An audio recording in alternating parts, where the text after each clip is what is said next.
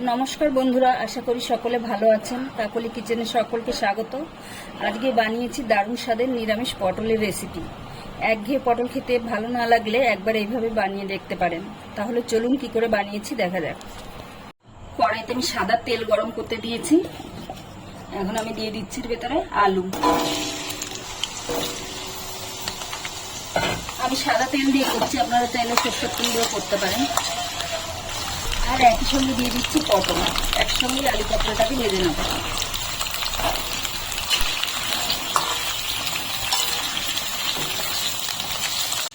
পটল আলুটা হালকা একটু ভেজে নিয়েছি। এখন আমি এর ভিতরে সামান্য একটু লবণ দিয়ে দিচ্ছি আর দিচ্ছি একটু হলুদ।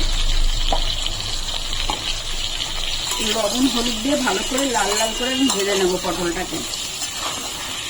পটলটা ভাজা হোক ততক্ষণ আমি এখানে নিয়েছি কটা কাজু আর নিয়েছি কটা চালমগজ। এই মশলাটা আমি বেটে নিচ্ছি।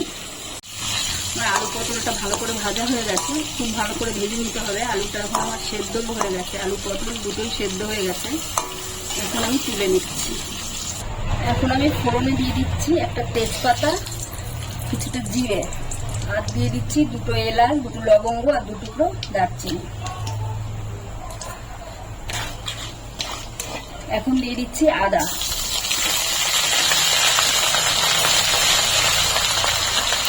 তারপর দিচ্ছি টমেটো বাটা। আদা আর টমেটো বাটাটাকে একটু নেড়ে নেব। একটু জিরের গুঁড়ো,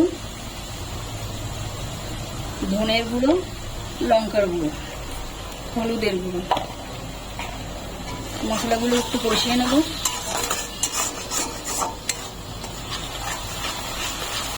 এখন আমি পটলগুলো দিয়ে দিচ্ছি, আলু পটল দুটোই।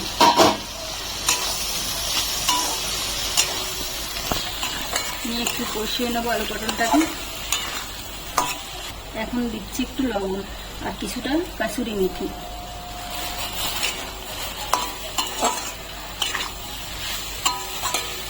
দিয়ে এটাকে ভালো করে কষিয়ে নেব।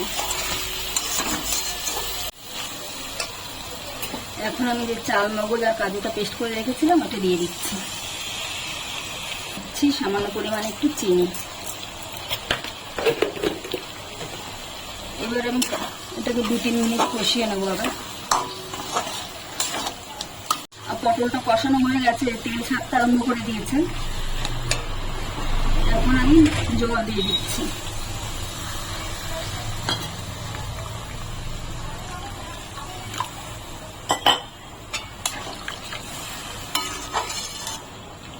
এখন আমি 2-3 মিনিটের জন্য ঢেকে দেবো।